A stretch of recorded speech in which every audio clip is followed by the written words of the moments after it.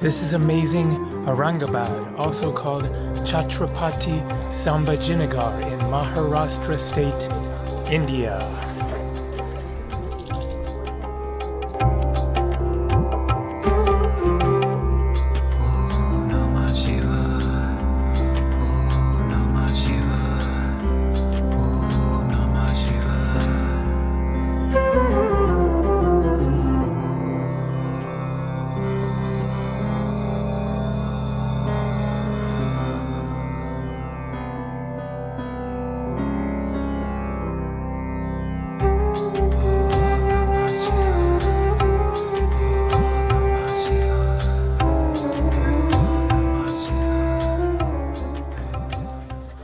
Hey there, good afternoon, how's it going? Today is Monday, April 6th, 2026, currently 89 degrees Fahrenheit out there, that is 32 degrees Celsius. So I'm here in Aurangabad, a major city in Maharashtra state, and yesterday visited the incredible Ellora Caves.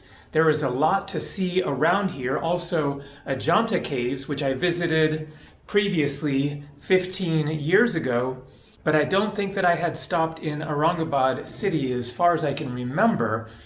But there is much more to see. Also the Lonar Meteor Crater Lake, which is a couple of hours away from here, and I've wanted to see that for many years, but it's not going to happen this time because I'm catching a flight out tomorrow. Today is actually my last full day in India after a full month of traveling. Tomorrow I fly to Delhi, and then the next day fly from there to another country. You will find out where in the next video. But today I am going to explore around the actual city of Aurangabad, which was changed to Chhatrapati Sambhajinagar, if I am getting that right. So there has been a wave of name changes of cities across India over the past number of decades.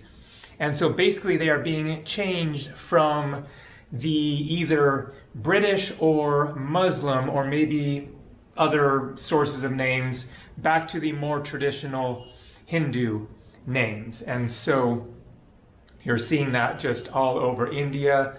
Bombay became Mumbai. Madras became Chennai. Calcutta became Kolkata. Bangalore became Bengaluru. And on and on. So anyways, it is time to get going. So I'm going to be getting a day tour today with the brother of Salman, who drove me out to Ellora Caves yesterday. And so his brother, I think, is named Asif. And so you can tell by the names that they are a Muslim family. I have been seeing a lot of women in the, not sure exactly which, covering you would call it, but definitely not the Hindu covering, the Muslim dress for the women. So it seems to be a high percentage of Muslims in this city. And so there is a mix of Hindu and Muslim monuments and architecture around here. And so let's get out of here and go see it. It's time for me to meet up with Asif right now. So let's cruise. Looks great. See, this is the vertical gate. Okay. And that kind of a gates in our Aurangabad. It's a 52 gates are there. 52 gates, okay. Yeah, I'm just giving information about you because it's on the way. Yeah. Yeah. So this is name is the vertical gate, and that kind of a gates we have a 52 gates before 400 years old. It's before Aurangzeb. And who built this? That person name is Ambar Nehri. Okay. Yeah. So that one is the third last king of our city. 25 gates are remaining in the good condition, just like this. I see. Yeah. And why they have built that 52 gates? Because at that time, 400 years before, that all 52 gates, they are connected to the wall. And Yes, very okay, huge so wall. a circular wall going around the city? Yeah, and that huge wall and very, what we say that it's a very long and huge wall. And it's a very big walls. So at that time, if something happens wrong, if somebody wants to attack in our city, so the king says, please close that all gates. So when they close that all gates, so nobody go outside and nobody come inside. Yes, So that to is protect the reason. city.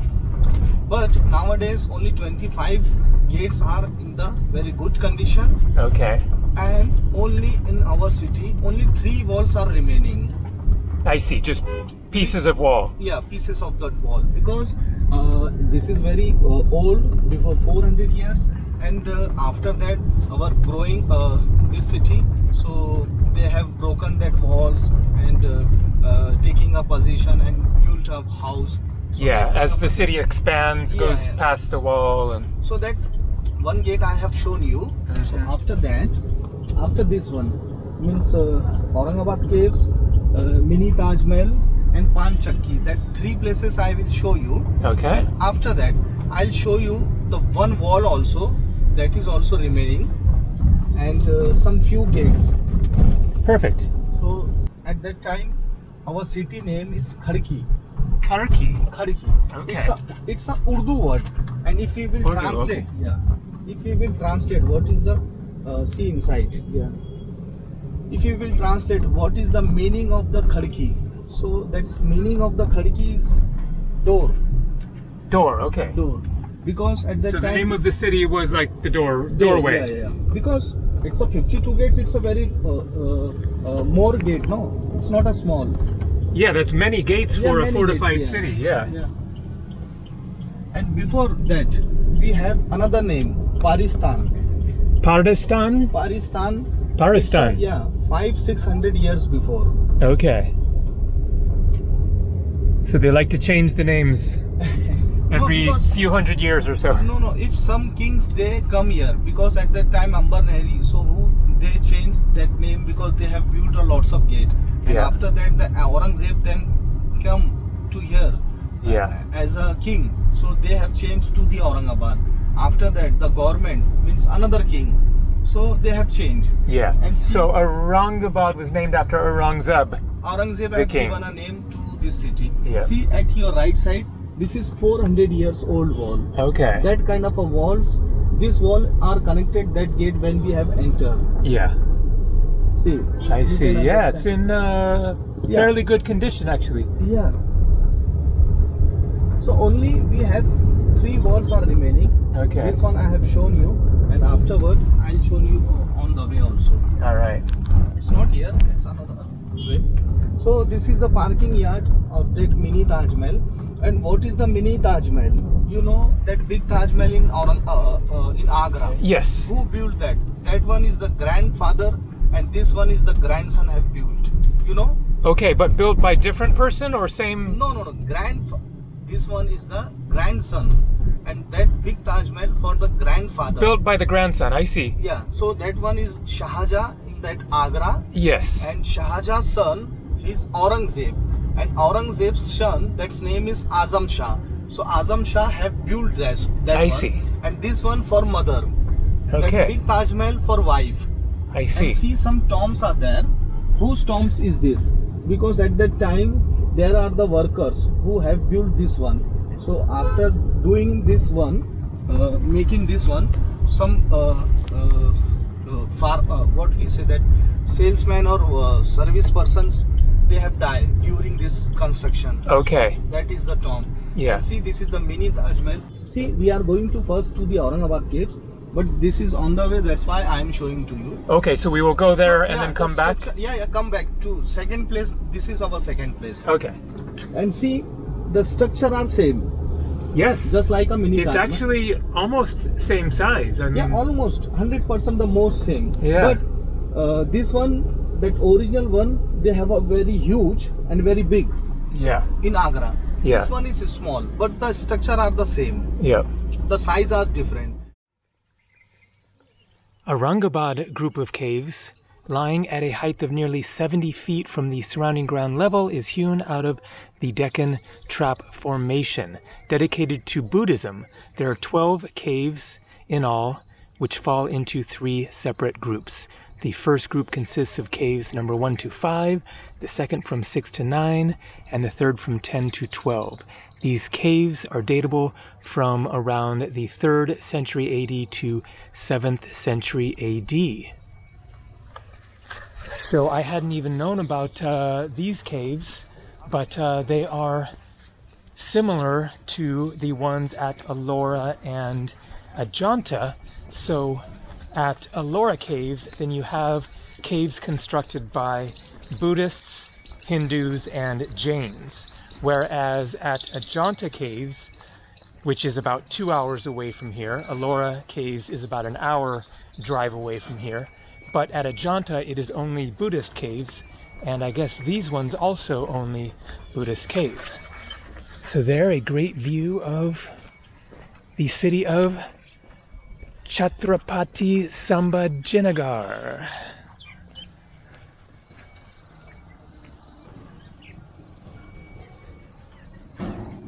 All right, I can see one of the caves up there.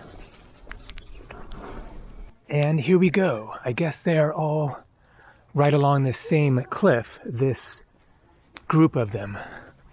Apparently number 7 is the best one, and yes, this is number 7 straight ahead here. So this is the best monastery among all the caves at Aurangabad, datable to circa 7th to 8th centuries AD. It consists of a pillared veranda flanked by pillared chapel.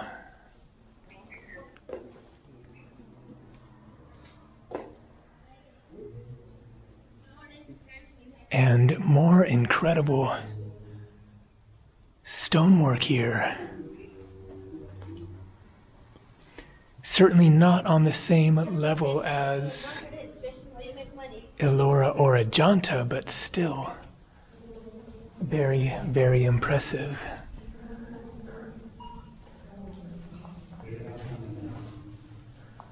Wow, they are just so exquisite. Especially when you consider they are close to 2 millennia old.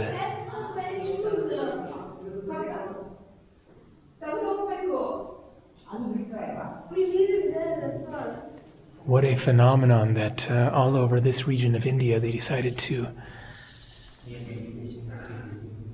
embark on this artistic endeavor.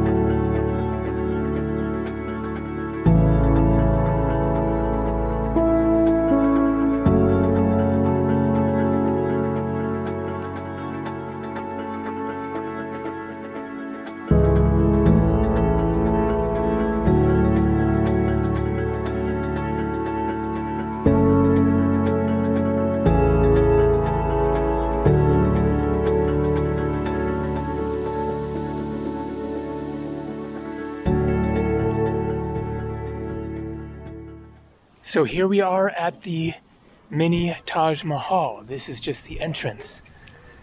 The main gate is a hexagonal double-stoned structure consisting of a lofty central arch with wings on either side. All right, here we go.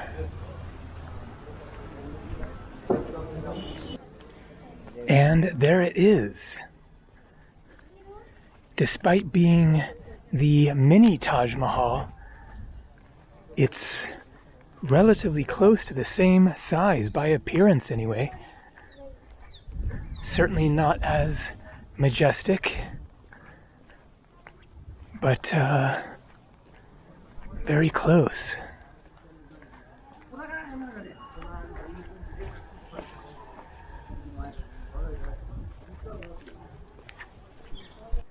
So a little more information. It is called the Bibi Ka Maqbara. It is a tomb commissioned in 1660 by the Mughal Emperor Aurangzeb's son, Prince Azam Shah, in the memory of his mother, Dilras Baru, if I'm getting that right, posthumously known as Rabia-ud-Durrani.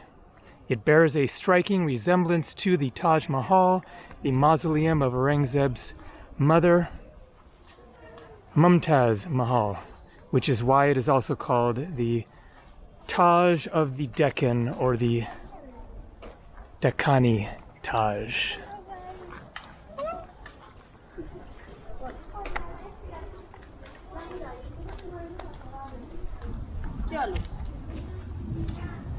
So I guess one key difference is that it was constructed using local Indian marble instead of imported from Italy.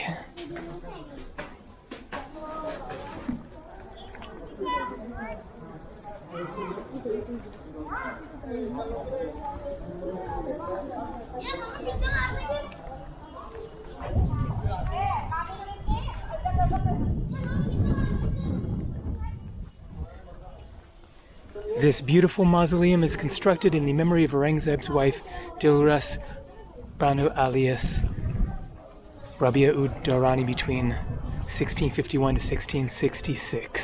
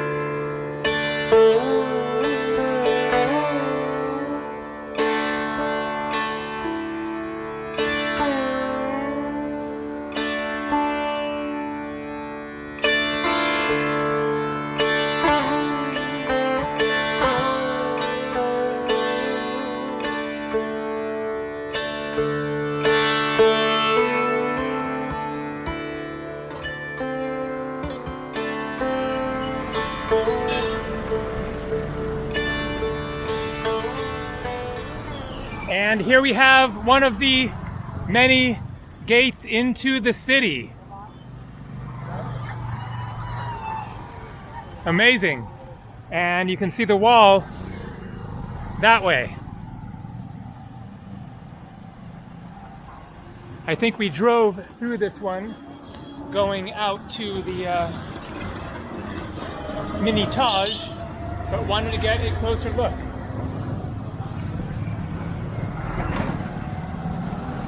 My driver is right up ahead there. Great guy, very informative.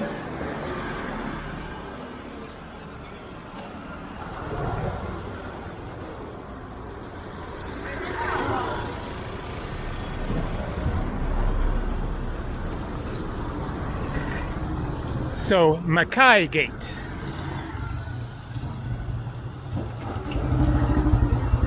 There's my taxi.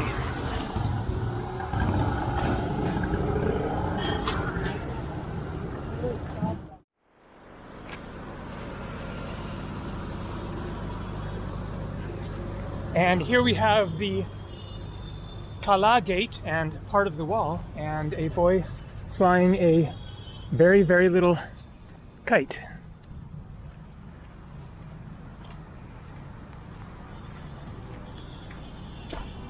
So 52 gates, that is a lot of gates into a city. We need to do some serious communication if there's an attack to get them all closed.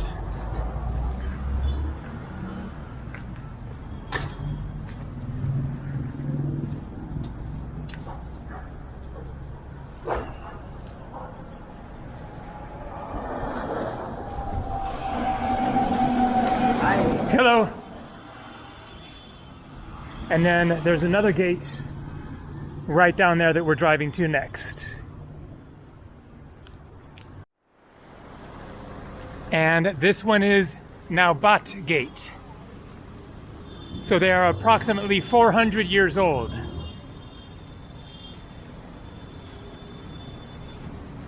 Hello.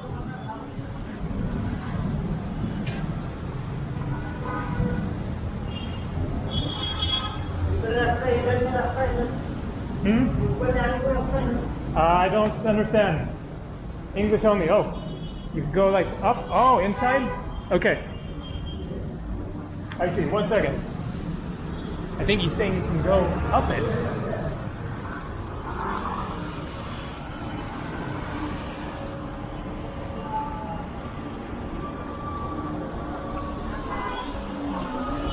Definitely a typical Indian city. Hot, dusty, busy. Hello. I don't bite. Okay, not seeing how you can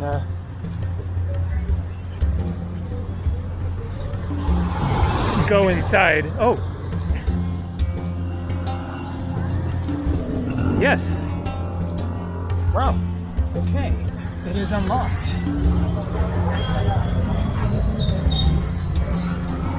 Right on, right on.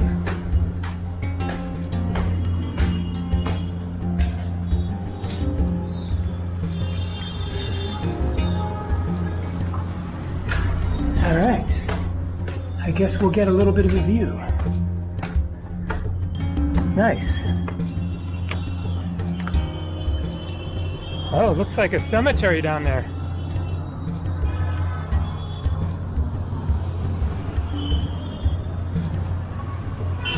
Not too much of a view, but a little bit. Kind of a slum area, it looks like, out here.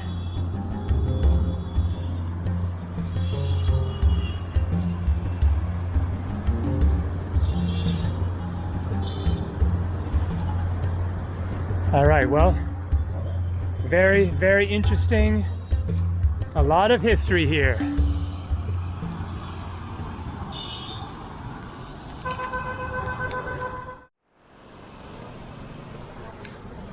All right, so I said goodbye to Asif there, It was 2,000 rupees, or about $21 for the 2-hour tour there. So that was perfect. And then I asked to hop out a little before my hotel so that I could walk around the streets a little bit and show a bit more of the street scene. So you have here a dental clinic, and here Kalia House. Looks like a dhaba, basically. Local food. Al Noor Rice Center, Ambuja Cement. And we got goats. What other animals will we see? Where are the monkeys? Are they in the trees? Not seeing any yet. Samosa.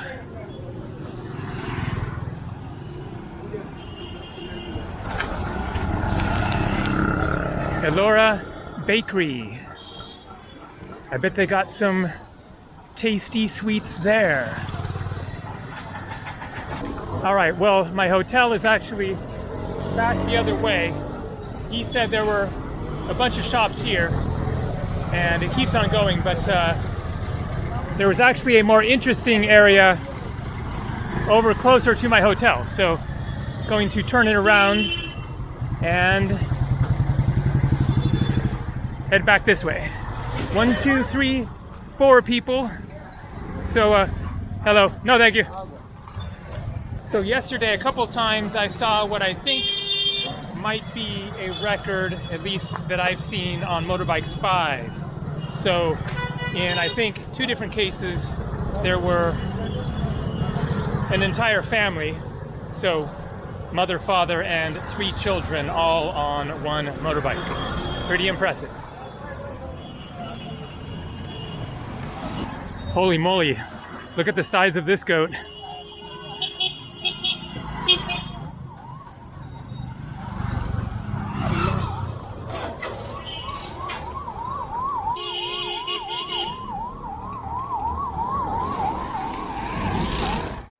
So here's my hotel, JP International. Nice place, and can't beat the price for a really good room, and the restaurant is amazing as well. And then this way is a more interesting area of streets and shops. Here a fairly busy street.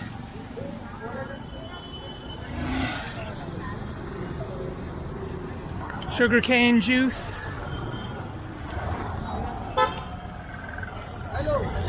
Hello, how's it going? And let's just wander down here a little bit further, see what else we find. More samosa.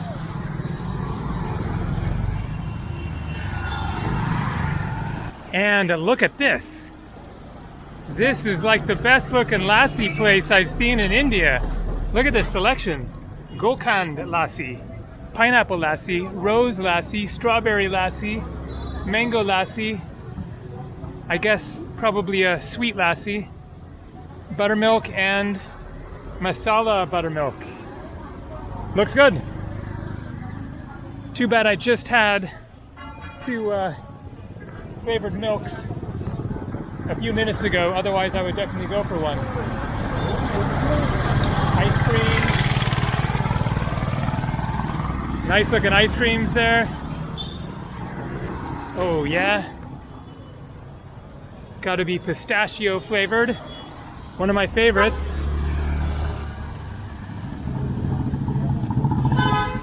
And let's wander just a little bit further, because that sun is definitely wearing me down. Cafe with environment. That's nice.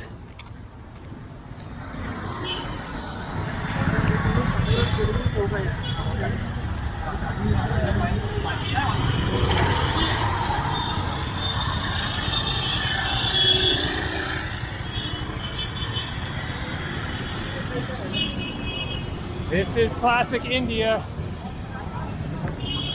Yum! So tasty. You wanna have more? Have more ice cream. And it keeps going and going. I wonder if my package of stuff could be in this pile. Just laying out on the street.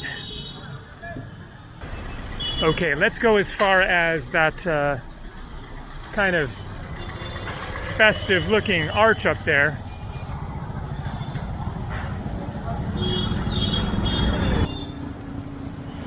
So a whole series of colorful arches and banners. One thing I forgot to mention earlier was the demographics. I looked it up and then forgot to include it, but I was curious, the ratio between Hindus and Muslims especially. So Aurangabad, or Trapati Samar, I forget now how to say the new name, but anyways, Aurangabad here is 51% Hindu, 31% Muslim, and it is 15% Buddhist, which is a fairly large Buddhist minority for India. I think most cities it's only maybe a few percent, and then 2% Jains and 1% Christian. So what made me think of that was I was wondering if these could possibly be related to Easter, although only 1% Christian, so I guess that's unlikely. But wow, a bunch more. Yeah, this is the really happening part of town.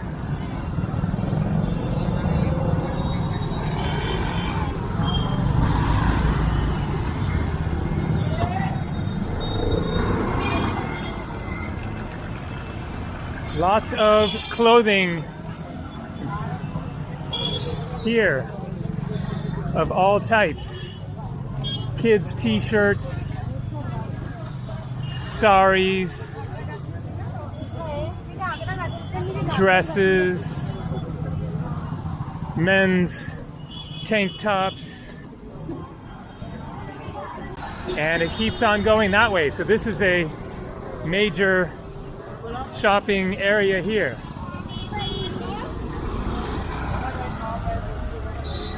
And I think this is the point at which I'm gonna turn it around, get out of this hot heat, get back to my room, relax for the rest of the afternoon,